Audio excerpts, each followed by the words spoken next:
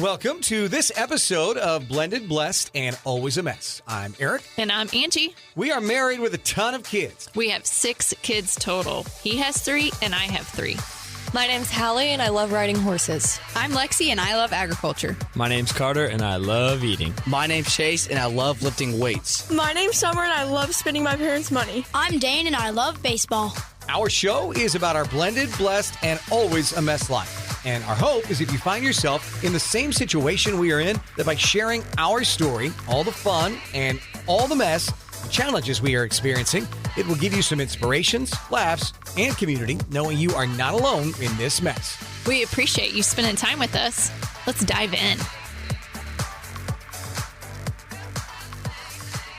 Welcome to this week's episode of Blended, Blessed, and Always a Mess, where this is our chance to catch up as a couple. We joke about it all the time when people ask us, but it's real. Yeah, that's the time that we can chat. Let's go record a podcast, see what you've been up to.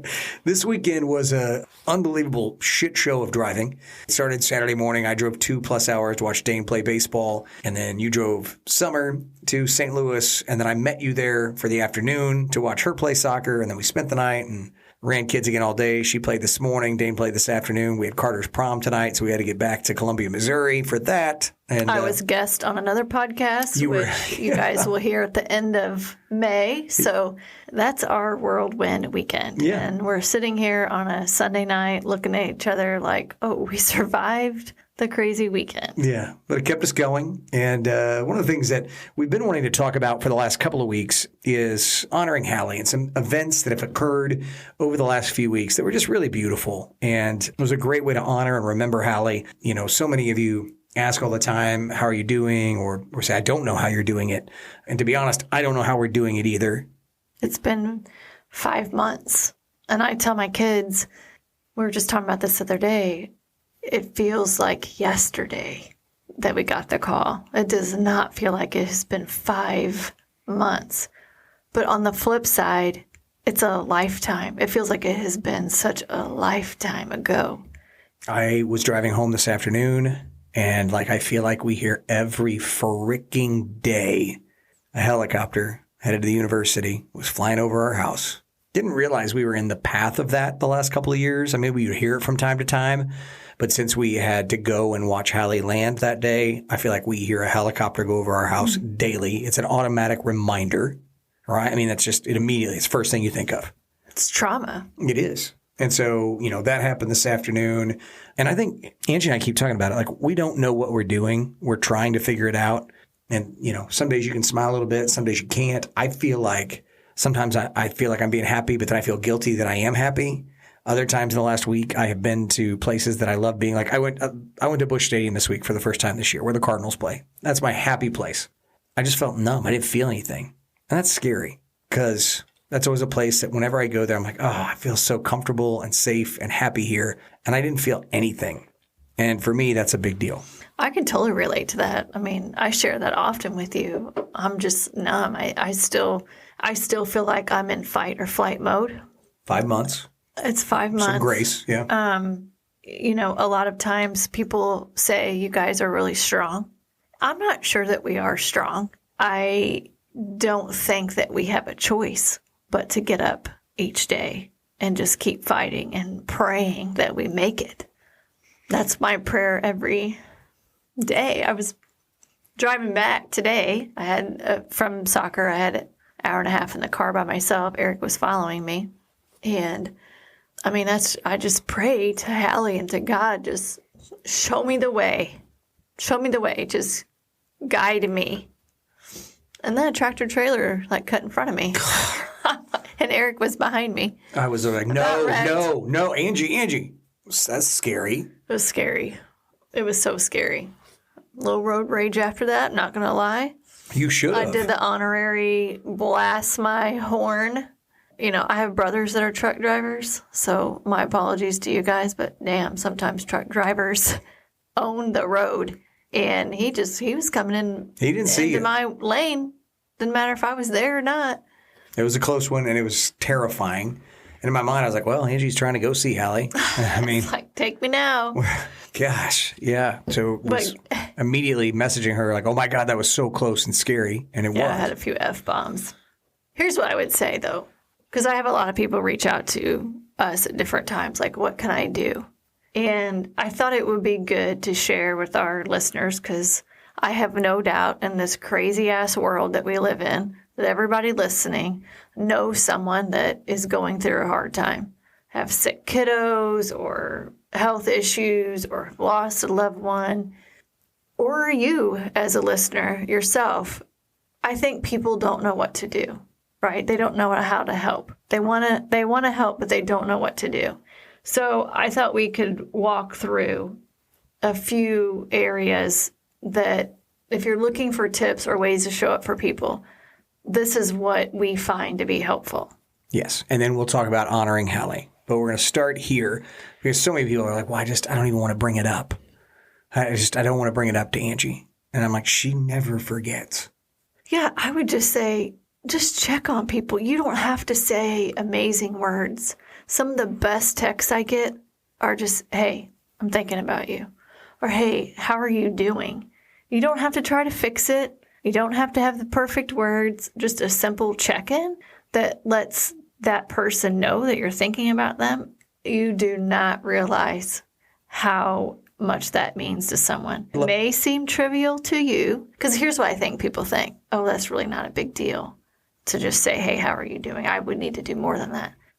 It may seem trivial to you, but it is not to the grieving person. I love when people say, we're still praying for you and your family. I always like that one. So simple. Oh, yes. We're still praying for you and your family. That makes me feel good. I like that. Yeah. It really helps. It makes you feel like people are thinking about you. And the other thing I would say is say the loved one's name. Like before this happened to Hallie, that never crossed my mind that would be important to someone. But I love hearing her name. I love when people post and tag her in the post. Because you don't want her to be forgotten. That's also something I did not realize would be a fear. And it is a common fear of people that have lost loved ones, especially kids. I'm scared to death that she's going to be forgotten. So when you hear people say her name or post pics or tag her and they're sharing memories, again, seems trivial, but it is not to the grieving person. No, because you're never going to forget. That's your daughter. I mean, the more we say her name, the more we share her memory, the more people know who she was, what she was about, how much she meant to us, hearing how much she meant to you and to her friends. That has been uplifting. And sometimes when it's the darkest, we'll hear from somebody, one of her friends maybe, might reach out with a funny video. And send it. Love it. Oh, we love it. You're never going to send us a video of Hallie or a picture that we're going to be upset about. We love it. Right, because I do think people, to your point, are afraid that you're going to remind us of the loss. I mean, we want to be reminded of the good stuff. And I think people are afraid that we might cry. And don't feel bad about that, because I would much rather cry because someone remembered Hallie than cry because we're so exhausted from hiding the pain. Yeah. Does that make sense? And trust me, she cries plenty. So it's okay that you make her cry for a good reason. And all of us. I mean, it's been I feel like we're hitting a point, this 5-month mark, but the last month, and I've talked to several people, I think you have too, that this 4 to 5 month mark till about month 6, pretty tough. I've been pretty off. My coworkers have noticed. You've noticed. I think the kids are noticing. And again, I think that's normal. Some of the kids starting to notice are a little bit off, maybe. I just think we're trying to figure out what this new world means when it's reality that Hallie's never walking in the door. And so it is a struggle. And so we don't forget it. And we very much appreciate when you bring those happy thoughts, happy memories, because I do think talking about her does make me feel better. Yeah, the other thing I would say is don't wait until, air quotes, they're over it. I do think people think, well, I'll wait till some time passes. But time does not heal. This ache for her is now settled into her bones, right? So to your point, the reality is set in. And we're trying to constantly kind of handle that grief in one hand and trying to find joy in the other. And it's this dance that we're constantly going through. So that is our reality. So there really isn't a waiting to reach out or waiting to share a memory of Hallie until the time's right. There's not going to be a perfect time. It's not going to be like 2 years from now is a better time. No. And what we're trying to do, and you especially with some of the different projects that you're working on, is to find new ways to honor her and make her legacy live on, right? And so it's not you waiting. It's never going to be over. Angie will never be over this. If we live to be 100 years old, Angie will not be over this 55 years from now. Like it will not just go away for her. It will not go away for me. It will not go away for her siblings. And so it's okay to talk about it. And then we invite you to hug your loved ones, and especially those people that are grieving. There's tragedy in this world. We live in a sinful world that is not the way it was supposed to be. And so tragedy is going to come upon each and every one of us. And hugs are important, right? And I think I was always a hugger. Maybe you not so much. I feel like you might like hugs more than you used to, I think. Oh, yeah. My hugs are different, too. I mean, I don't half-ass hug anymore. I cherish the hugs now. And they're much longer hugs past that, like, comfortable stage to the uncomfortable stage. I was hugging Chase tonight. He's like, okay, I'm done. Like, I'm not. And I'm going to keep hugging you. And you're going to stand right here. So he was gone this weekend to the farm. And so it's like, hug him tighter and don't be afraid to hold on a little longer. I think the thing, too, is I feel like everybody around us hugs the same way now. Everyone's getting used to the longer hugs. Yes. And you can feel real, genuine care and love pass through in those hugs. You know how sometimes hugs are trivial and it's just like, oh, I hugged because I had to hug. A half-ass hug. Yeah, our family's hugs now, like you can feel emotion passing from one person to the next. And I appreciate when people hug me tighter. So I would just say, great, I'm in. Okay. Why? I mean, I know you're in. Oh, okay. This advice is for other people. Got it. Sorry. Other people. So I would just say, even if you don't know the right words to say, make it a great hug. And you could just say there are no words because at the end of the day, there's not. So if you don't know what to do, just make it a great hug and hold on to that person tight. They will feel it because we know. We always know. They will feel the love. We can see how people feel in their faces. I had a lady walk past me when I was in the office this week, and I could just see the sadness in her face for me. And she ended up sending me a message later and was like, I wanted to come up to you so bad and give you a hug. I was chatting with somebody else. And I said, that's okay. I could see your sadness when you walk past. So just showing people that you care sometimes is just a quick hug, but make it a great hug. Or just give them that look and that face that shows you care. Like sometimes that's enough. You just want to know that people care. Yeah, it's true. And then lastly, continue to honor the person that passed because it helps with grief.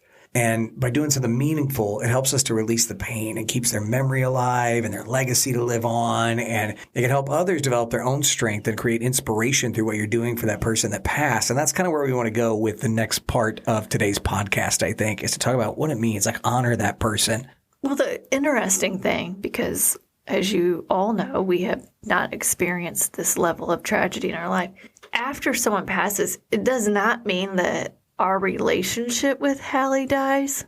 Like, we're still nurturing that relationship with her, as weird as that sounds. It's like looking beyond the physical, and you're trying to keep her alive in our heart so she lives on through our love. And when others do that too and show the love for her, that helps the grieving process. So it's like directly connected with honoring her and how meaningful and powerful that is for the person that's the family that's grieving.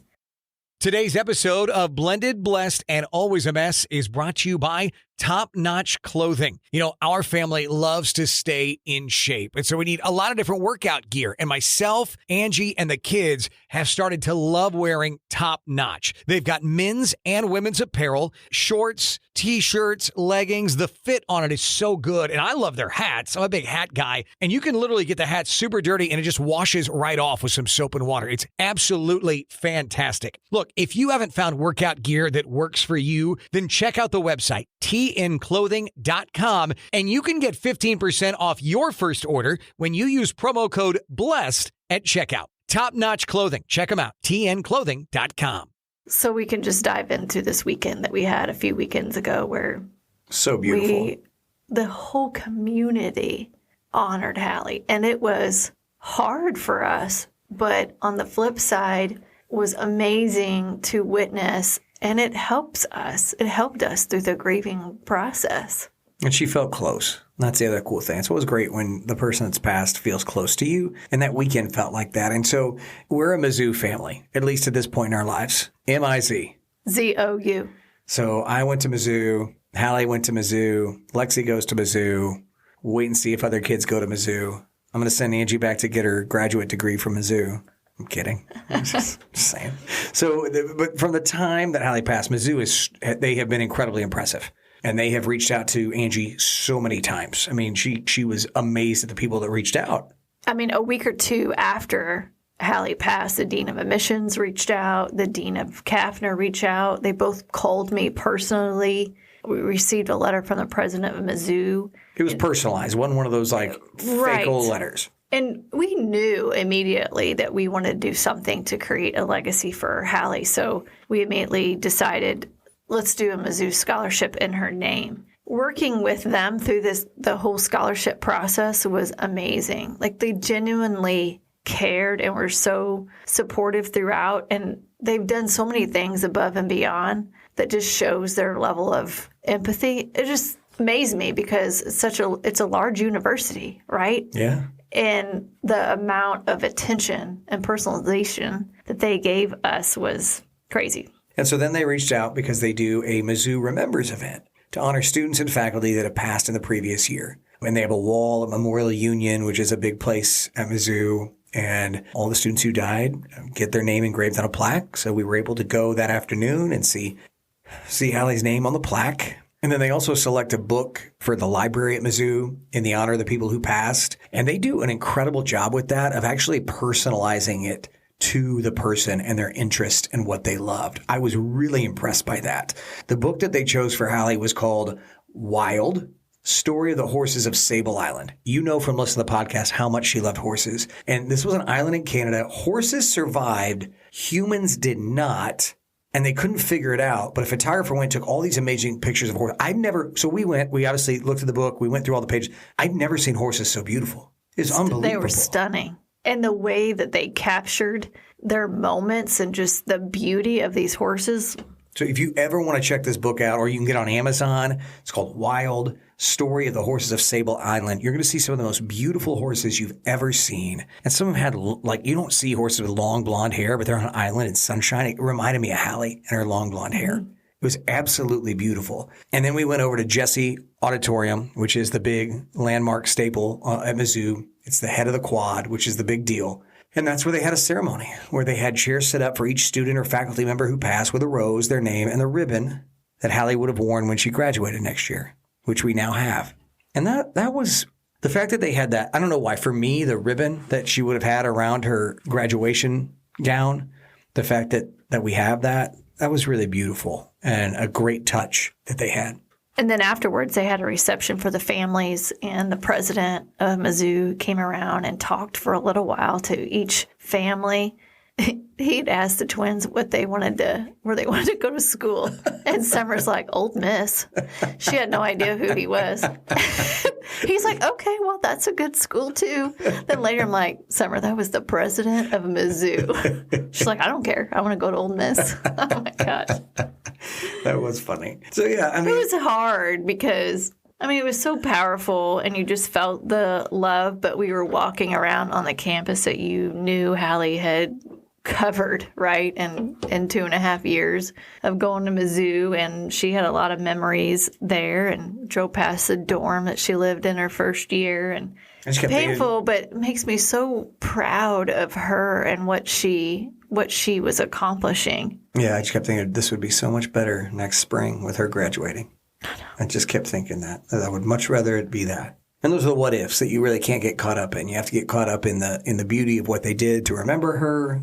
And so many of her family were there, and her friends, and her roommate Sydney came. it was a beautiful afternoon. And it was. The weather was beautiful. So they had the reception outside on the quad at Mizzou, which is a place that students go and they play Frisbee and they study in the grass. And so it was it was a beautiful afternoon, and glad that they did that. And then Saturday was an event we have been looking forward to since December. Some of her barrel racing friends had put together. It was a fundraiser to help us try and get over her scholarship fund goal. So I have shared often that I previously was like to be in control, right? I thought I was in control. So leading up to the barrel race, the weather was god-awful prediction. It was like an almost 100% chance of showers and thunderstorms in the forecast. Like bad storms. And, you're out in the middle of a field in an arena that was open. It was covered, but it was open. And that's it. There's no other buildings to go to. So the week leading up to that, I'm just like, okay, Hallie and God, this would be your time to really show up. But I just kept saying, I'm not going to worry about it. I'm not in control. I would say you were like, I can't worry about this. I'm not in control. I was very proud of you because it is a big mind shift for you. You were very much believing you controlled your own life. And now you're giving some of that up for sure. Obviously, I didn't think I could control the storms. How my mind works is what's plan B and plan C if the storms come. So try to control being prepared, right? And that could just make me anxious, right? If you think you've got to prep for every little what if. And I didn't. Just like, okay, if it's going to be crappy weather, we'll figure it out when it happens. I'm not going to try to stress or be prepared for every situation. I'm a weather geek. So as the week went on, I kept watching. I was like, okay, I think we're going to get later into the day. Okay, we might get till 3 or 4. Okay, we can get the important stuff in, right? We can get all the things we want to get, and then maybe we get rained out. But I think we can get in the day. As the day went on, I was like, okay, now we've gone from 100% chance of rain most of the day to like 100% chance for like 2 to 3 hours. Here we go. Let's see what happens. And so here we go. We pull into the arena. Oh my gosh, that was hard. Yeah. I pulled in the arena and, you don't know how many people are going to show up because there's no like RSVP for these type of events. And even barrel racers, a lot of times they might sign up that morning, so you have no idea. And I pulled in and you just see this whole field full of trailers, horses. And I could not keep it together because you just instantly think she should be here. On the flip side, it's like, wow, this is so amazing that this community is showing up for her to honor her, that she meant something, that her life mattered. So I had to get my shit together. It took me a minute. It took her a minute. I couldn't get out of the car. I tried to get out of the car, got back in the car. There's a flood of emotions. It was impressive. And I think that once you were able to compose yourself in that way, then we were able to get out and start enjoying the day. And yeah, my heart smiled most of the day. It was so cool, too, because we had people show up because they knew us that maybe had never been to a barrel race. And so to just watch it and be amazed, first of all, I'm all about girl power. And these girls that ride horses are badasses. They're so brave. It's like 95% women that are barrel racing. It is. I mean, I think I saw 2 guys maybe ride. Yeah. But they have to be so incredibly brave. And we saw a couple of girls like get bucked off their horse, knocked off. Hard. Yes. It's so impressive. And I just kept thinking, Hallie is so proud, not only of all the people here, but of the people that have never come to something like this, that because of her are coming to witness what she loved. And that's when you're like, God, Hallie's life does matter. And it mattered. And she knows. She's watching from heaven knowing, gosh, look at this. I'm better than everyone. So I got all these people to the race. Yeah, for sure. 2 of her previous horses that she owned were there, which was so cool. So her friend that bought Nikki, her heart horse from her, brought her from Ohio, along with her 2 other horses. And then the horse she sold most recently, the owner brought Diesel, was that horse's name, there. So that was really cool. Seeing just all of her friends from all stages of her life show up for her, whether it was high school friends or college friends or just rodeo barrel race friends. super cool just to see people drive from all over to ride in her memorial race. I think one of the really cool parts is you singing the national anthem. I don't even know how to respond to that. Singing for Hallie is she liked it when I sang, and singing at her memorial, her celebration of life, could feel her running through me. Felt like I had 1,000 horses running through me. And then, with the barrel race, you wanted me to sing the national anthem. And like Chris Stapleton. Yeah. Like Chris Stapleton did at the Super Bowl. This is a true story. I've sang the national anthem lots of times over the years at different events. You sing it pretty standard, right? It's everybody knows how it goes. Stand up. It's pretty honorable. Oh, say, can you see? Pretty simple, right? And we're watching the Chiefs in the Super Bowl, and Chris Stapleton, 8-time Grammy winner, gets up and just belts out a bluesy riff. And Angie looks at me and she goes, "You're going to do it like that." And I was like, "Excuse me?" She's like, "Yeah, I want you to sing it like that." And I was like Chris Stapleton. And she's like, "Yes." And I was like, "Yeah, I can't do that." She's like, "Figure it out." It was like 2 months before. It wasn't that bossy. It was pretty bossy. Because then a week or so went by, I thought maybe she forgot about it. She's like, have you figured out that Chris Stapleton national anthem yet? And I'm like, oh, God, she's serious. Here's the deal. I believe in you. Because I knew you could sound just like him. Well, I did it.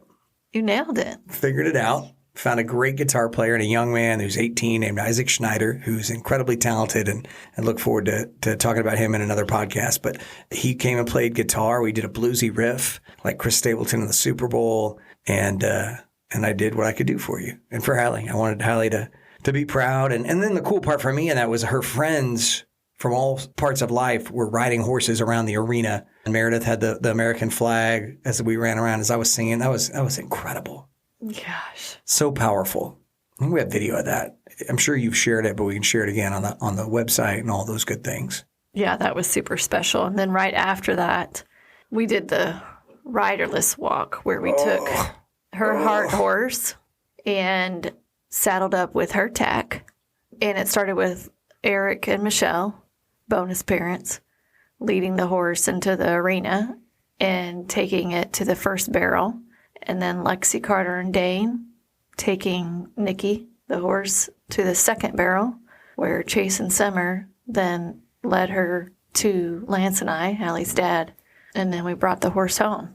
And yeah, that's powerful. We were all crying. It was, gosh. Because you're walking out of that arena with her hard horse and she's not on it. And I think there were a lot of tears in the arena. And yeah, super powerful. Super powerful. And then then the racing starts, and it races about 3 hours. And the weather's beautiful. It's sunny. It's about 80 degrees, a little windy, but beautiful. And then all of a sudden, the storms are rolling in. You can see the storms rolling in. And being the weather geek that I am, I'm on a radar. My brother-in-law, Matthew, he's like, "Do you have this radar? This is what I use as a farmer in the field." His radar is way better. I use it all the time now. It's called My Radar. And him and I were watching this massive storm. And then I'm watching Hallie and God manipulate this storm around the arena. And when I say around the arena, I mean split it in half to where one half went to our south full of massive hail that was damaging, a lot of property damage, and the other half to our north with severe winds and thunderstorms and even a tornado or two popping up.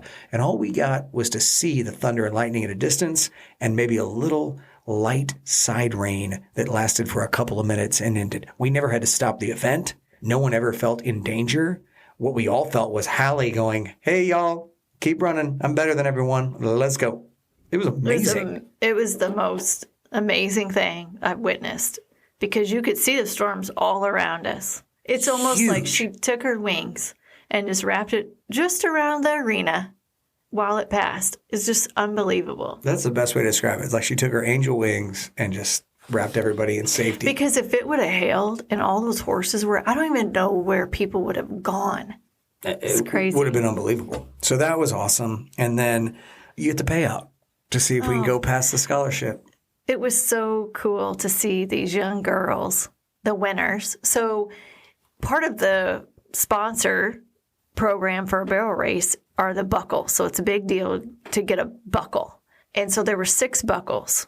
So there's a 1 division, 2 division, 3 division, 4 division, 5 division. And then a 6th buckle was for whoever ran a race that was closest to Hallie's birthday. Mm-hmm. So six buckles. So we stayed till the end and watched these girls walk up as her name was called, and get their payout. And their payout was amazing, like $400, $500 they would walk away with. So it was just so cool to see that. And then amazingly enough, they need to get a 7th buckle, lucky number 7, because there was a tie for the 5D. Yeah, which never happens. And So because it literally goes down to like the 10th of a second, 100th of a second, and they had a tie. I had to get a 7th buckle because, as we've said, since Hallie passed, that number 7 just keeps popping up. So that was super cool. And then we did exceed the scholarship goal, raised a bunch of money that day. And now, for the rest of time, as long as Mizzou is standing, Hallie Phillips will have a memorial scholarship for females with a preference that love horses, but in the animal science field. It's just, that's exciting that she's always going to be remembered. And every year we'll get to go and honor her with another student. Yeah. I mean, that whole weekend is just forever etched in my mind of all the people that showed up for her, all the businesses that sponsored the event and donated to the silent auction. Just blown away. And that helps the grieving process to know that she will be remembered, to have a scholarship in place that every year she will be remembered. And then the girls were like, when are we going to do the next Hallie Phillips barrel race? Will they? I don't know. They're not sure if they will either. But I would go year over year and watch because it'd make me feel close to her. And I think that's super cool. So it was a beautiful event. Mizzou, their memorial, Hallie and the barrel race, and how just you could feel her so close throughout the day was fantastic. And it brought us a little bit, like you said earlier, you had your heart smiled a little bit that day. And I think that's really what we take away from honoring her.